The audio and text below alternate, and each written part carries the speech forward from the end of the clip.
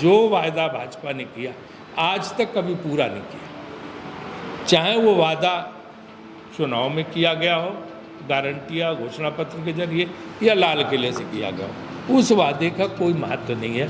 तो मैं छत्तीसगढ़ की जनता का आप जैसे विद्वान लोगों के जरिए अपील करना चाहता हूँ कि ये इनकी बातों में आए नहीं, एक वचन इनका पूरा नहीं होने वाला है, एक भी वादा इनका पूरा नहीं होने वाला है। आप भी कन्विंस होंगे, न तो आप रिसर्च कर लीजिएगा, होमवर्क कर लीजिएगा और बता दीजिए। चंद्रयान किसका है? मैं उस सरकार में मिनिस्टर था, मनमोहन सिंह। चंद्रयान का सारी योजना, सैंक्शन, पैसा सब कुछ डॉक्टर मनमोहन सिंह का दिया हुआ। ये तो खाली श्रेय लेने का, हर जगह फोटो, हर जगह होर्डिंग। मैं तो कहता हूँ जितना पैसा ये होर्डिंग और प्रचार में बर्बाद करते हैं, उतना अगर योजना पे लग जाए तो शायद योजना नीचे गांव-गांव तक, शहरों तक, आप सब लोगों तक पहुंच जाए।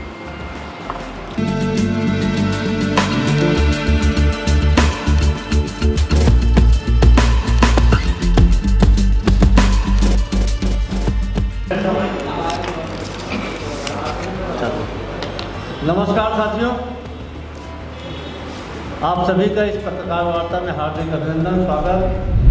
धनतेरस की खूब बधाई, शुभकामनाएं। यह हम सबके लिए सौभाग्य का विषय है कि हमारे बीच में कांग्रेस के वरिष्ठ नेता, देश के जाने माने चेहरे, छत्तीसगढ़ से राज्यसभा के सदस्य आदरणीय राजीव शुक्ल जी आज आप सबको संबोधित करेंगे। हमारे साथ यहाँ उपस्थित AICC के सेक्रेटरी आदरणीय राजेश तिवारी जी, प्रदेश कांग्रेस के प्रभारी महामंत्री आदरणीय मलकीत सिंह गेनू जी, प्रदेश कांग्रेस के वरिष्ठ प्रवक्ता आदरणीय धनंजय ठाकुर जी, आदरणीय घनश्याम लालू तिवारी जी, सुरेंद्र वर्मा जी, प्रकाश मणि वैष्णव जी, MIC सदस्य भाई प्रमोद मिश्रा जी, आप सभी का हार्दिक स्वागत, अभिनंदन। मैं ज़्यादा समय न लेते हुए माननीय शुक्ला जी से अनुरोध करूँगा कि वे सीधे आप सबको संबोधित करें। धन्यवाद। आप लोगों का इस प्रेस कॉन्फ्रेंस में स्वागत है। और आपको जैसा पता है कि छत्तीसगढ़ में विधानसभा के चुनाव चल रहे हैं। 17 तारीख को अंतिम चरण का मतदान है। पहले चरण में हमारी स्थिति काफ़ी मजबूत रही है और दूसरे चरण में उससे भी ज़्यादा मजबूत रहेगी, ऐसी हमें रिपोर्ट और खबरें आ रही हैं। यहाँ निश्चित रूप से कांग्रेस की सरकार बननी है और मजबूती से बननी है। भाजपा का जो दुष्प्रचार चल रहा है वो न कर्नाटक में चला, न हिमाचल में चला, न पश्चिम बंगाल में चला, न तमिलनाडु में चला। लोगों ने वहाँ नहीं माना और आपने देखा होगा कि वहाँ उन्होंने स्थानीय आधार पर वोट दिया। इनके पास राज्य में कुछ बचा ही नहीं है। राज्य में एक नेता का भी चेहरा नहीं दिखा पा रहे हैं, तो मोदी जी का चेहरा लगा दिया है। मैं पूछना चाहता हूँ कि मोदी जी यहाँ मुख्यमंत्री के कैंडिडेट हैं क्या? मुख्यमंत्री बनने आ रहे हैं? अरे चुनाव अगर आप वोट मांग रहे हो तो राज्य के किसी नेता के नाम पे मांगो ना, राज्य के नेता का चेहरा सामने लाओ। ये जो गारंटी आप दे रहे हो वो गारंटी वो पूरा करेगा नहीं करेगा उसका वचन होना चाहिए। तो राज्य का चेहरे तो राज्य के नेता को तो ताले में बंद कर दिया, सब संदूक में बंद है, और मोदी जी का चेहरा दिखा के ये वोट लेना चाहते हैं। तो ये विधानसभा के चुनाव है, मोदी जी मुख्यमंत्री बनने वाले क्या कि जो उनका चेहरा दिखा रहे हो? और मोदी जी जो है वो उनका चेहरा हिमाचल में भी दिखाया, कर्नाटक में भी दिखाया और दोनों जगह हारी बुरी तरह से। इसी तरह इन्होंने पश्चिम बंगाल में दिखाया था ममता के सामने, ममता को उससे ज़्यादा सीट जनता ने दी वहाँ पे। तो ये चेहरा विधानसभा चुनाव में चलता ही नहीं है। जो कैंडिडेट नहीं है, जो यहाँ की जिम्मेदारी नहीं लेने वाला है, उसका चेहरा दिखा के आप वोट लगा के तो वोट मांगने का काम तो बरगलाना है ना। और मोदी जी का एक रिकॉर्ड है भाई, उनका एक रिकॉर्ड बड़ा स्पष्ट है कि उन्होंने आज तक कोई वादा पूरा ही नहीं किया।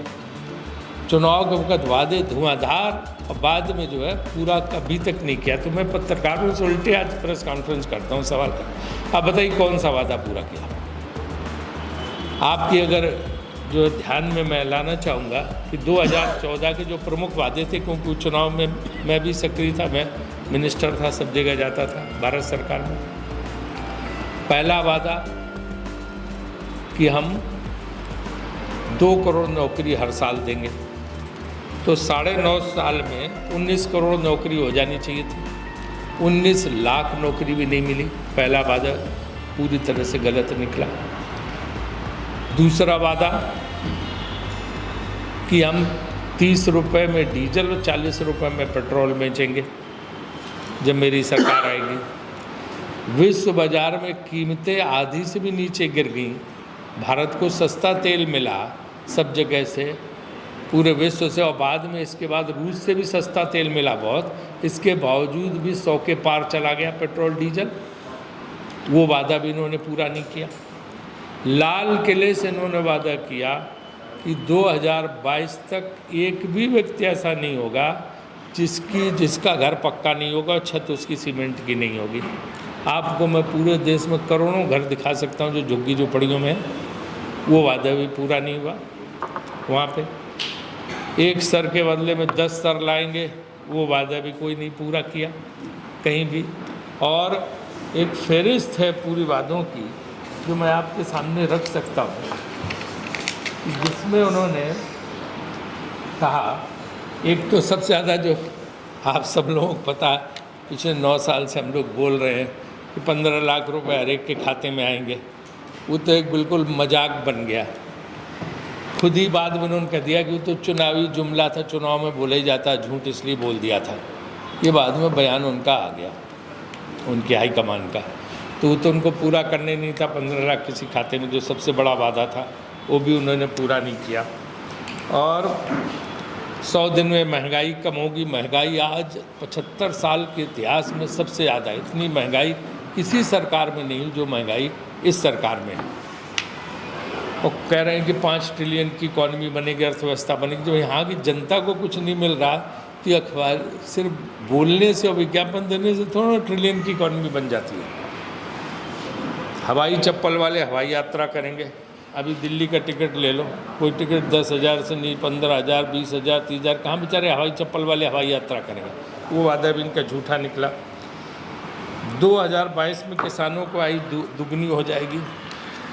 आयु दुगनी तो छोड़ो, इतनी परेशानी में किसान है कि पूछो मत। खाद की इन्होंने कीमतें जरूर दुगनी कर दी, बाकी चीज़ों की कीमतें दुगनी कर दी। बीज की कीमत दुगनी होगी, किसान की आय दुगनी होने का तो सवाल ही नहीं उठता था।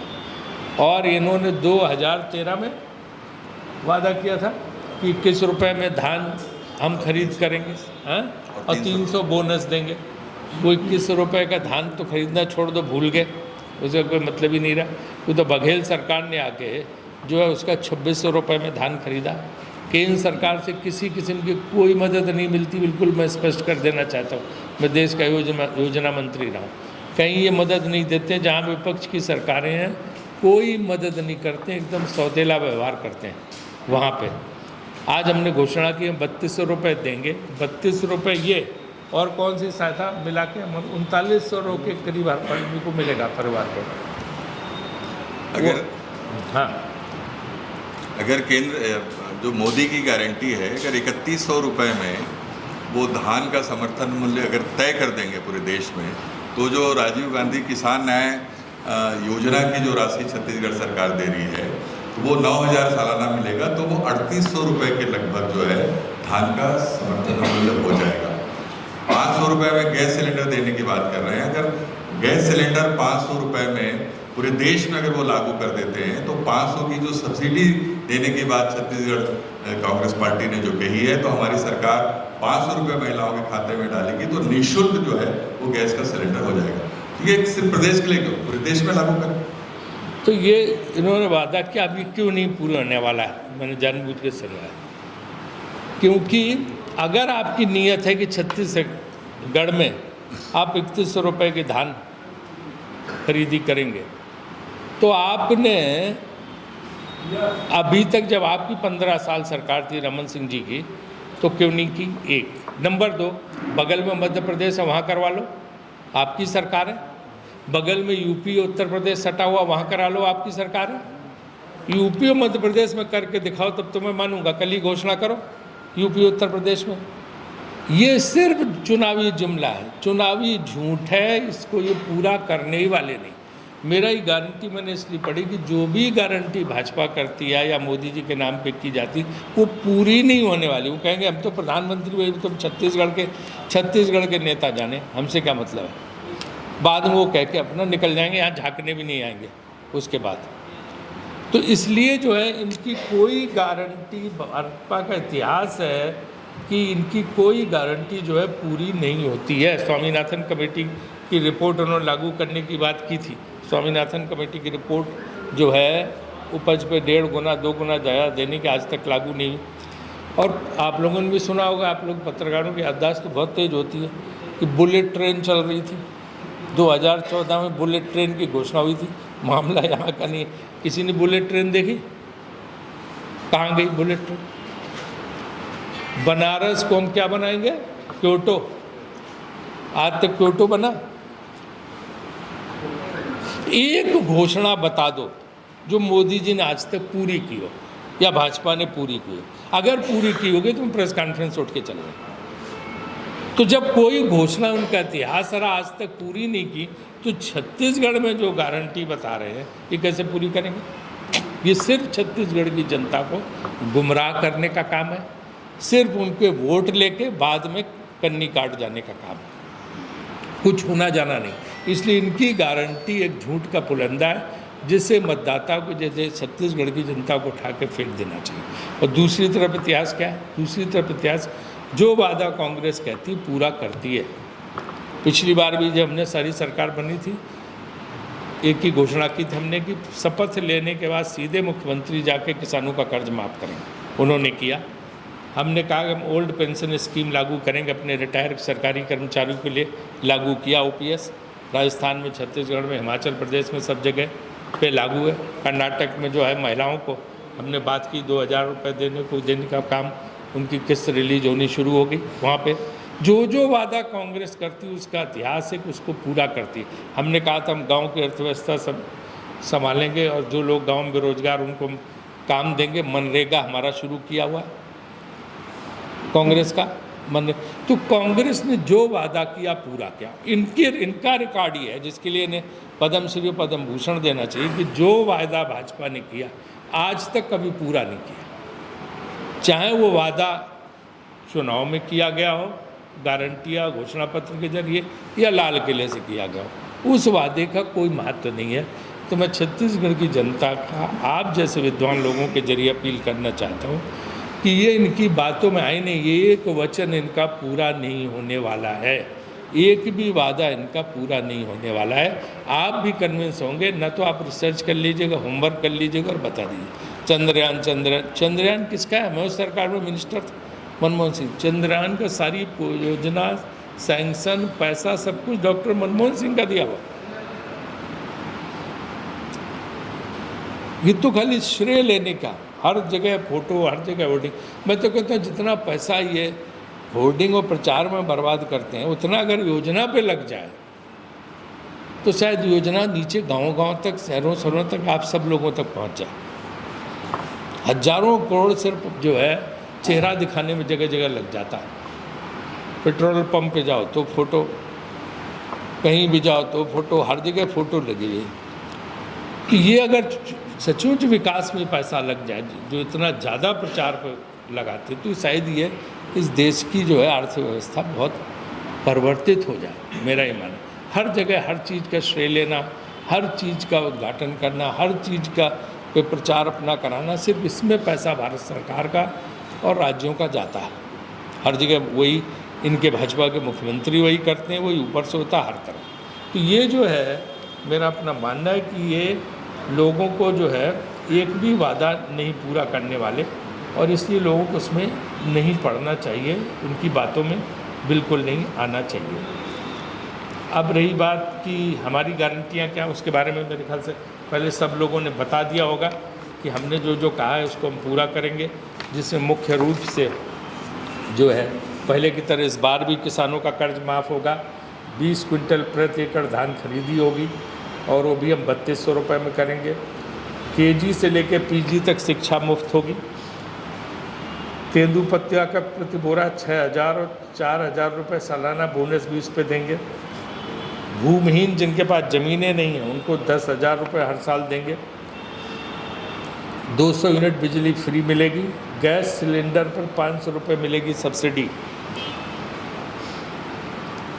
गैस सिलेंडर के लिए भी इन्होंने कहा था पहले क्या मतलब देंगे, वो नहीं किया उन्होंने। 17.5 लाख लोग परिवारों को हम आवास देंगे।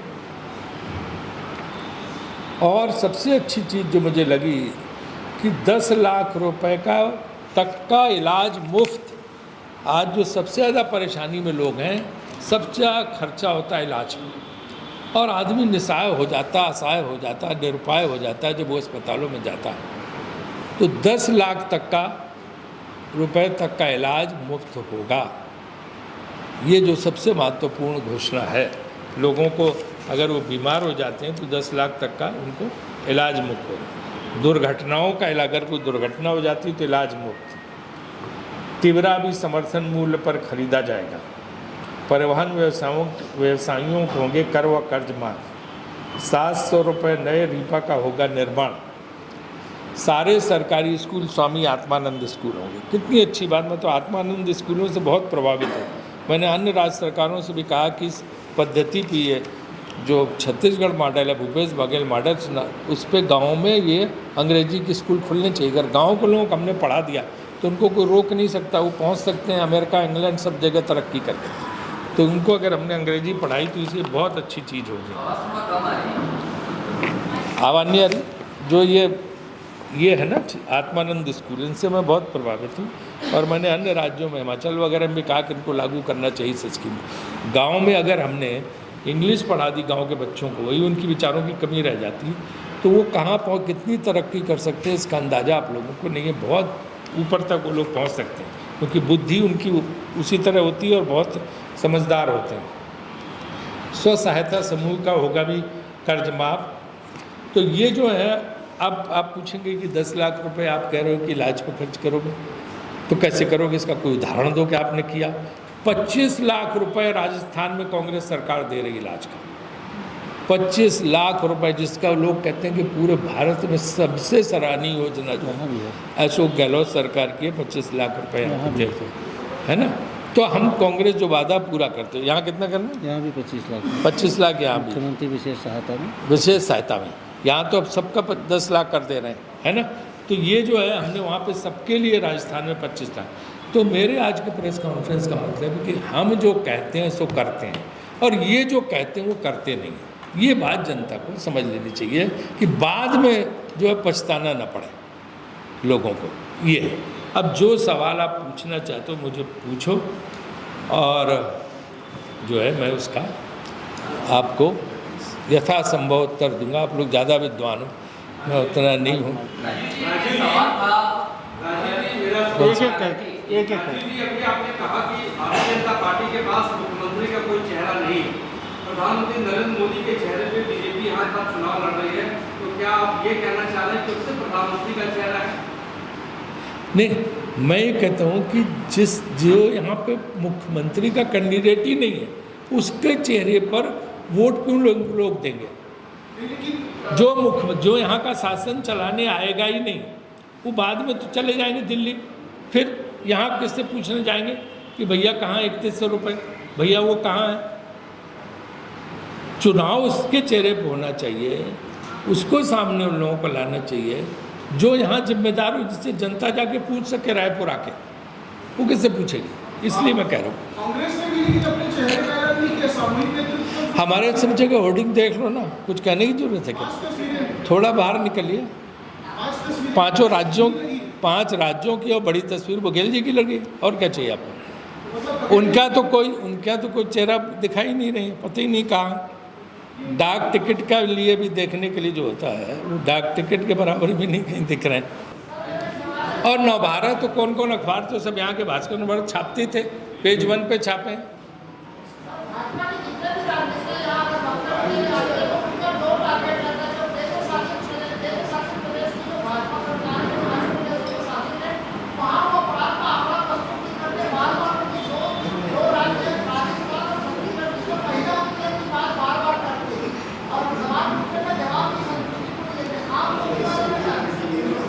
महिलाओं पर अत्याचार, देखिए आप हर जगह उठा लो उनकी राज्य शासन की, और इसका रिपोर्ट ले लो। हरियाणा में क्या हाल है, उत्तर प्रदेश में क्या हाल है, पड़ोस मध्य प्रदेश में क्या हाल है, कमी आई हमारी सरकार में, छत्तीसगढ़ में हमारे इसमें कमी आई है। यहाँ पे 68% की कमी। महाराष्ट्र में उन्होंने क्या किया, कर्नाटक में क्या हाल था जब उनकी सरकार थी।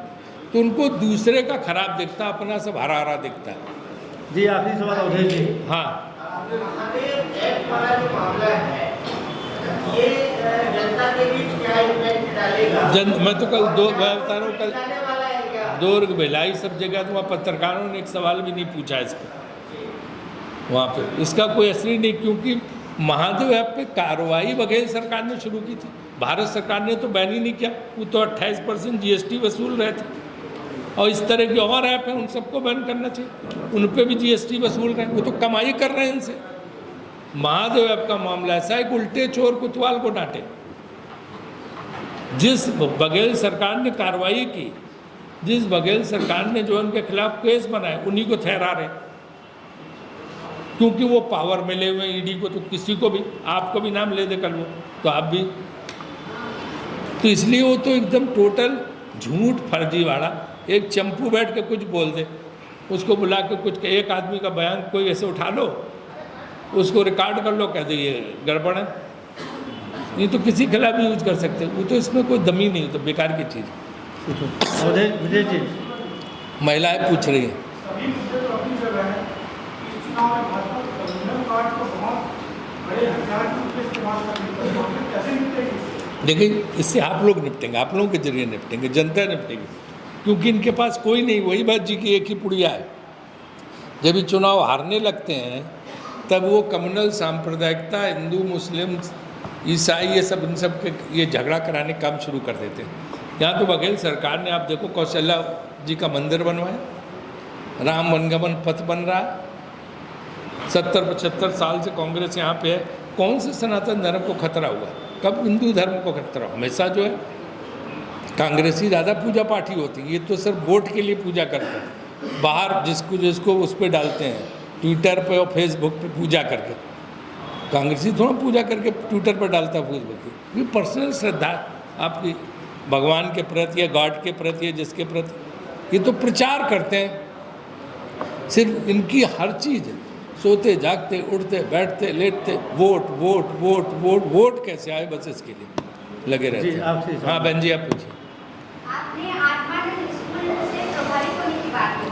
बहुत सारे ग्रामीण एरिया में जो है गवर्नमेंट स्कूल जर्जर अवस्था में, और दूसरी बात ये कि अगर आपकी सरकार बनती है तो क्या कांग्रेस नेता की सभी बच्चे आत्मानंद स्कूल में पढ़ाई करेंगे? देखिए, जो आत्मानंद स्कूल बने हैं वो गांव के बच्चों को पढ़ाने के लिए, जिनको अंग्रेजी की शिक्षा नहीं मिलती। आप देखो, ये बहुत बड़ी समस्या है। मैंने जाकर देखा कि बहुत से प्रतिभावान लोग रह जाते हैं इसलिए कि उनको अंग्रेजी की शिक्षा नहीं मिलती। ये एक प्रयास है बघेल सरकार का, आत्मानंद स्कूल, और वो प्रयास ऐसा है जो आपने कहा जर्जर अवस्था में है, इसीलिए उसमें वादा किया गया है कि सारे सरकारी स्कूल को हम आत्मानंद स्कूल में करके करेंगे। और मुझे कलेक्टर ने बताया कि साहब उसमें अपने बच्चों के एडमिशन कराने के लिए बड़ा भारी जो है दबाव आता है कि हमारे बच्चों का एडमिशन हो। आप रायपुर में रहती हैं तो आप शायद ना पढ़ें, लेकिन जो गांव के बच्चे जिनको जो है शिक्षा नहीं नसीब है इंग्लिश की, उनको तो कम से कम एक प्रयास है जिसकी सराहना करनी चाहिए।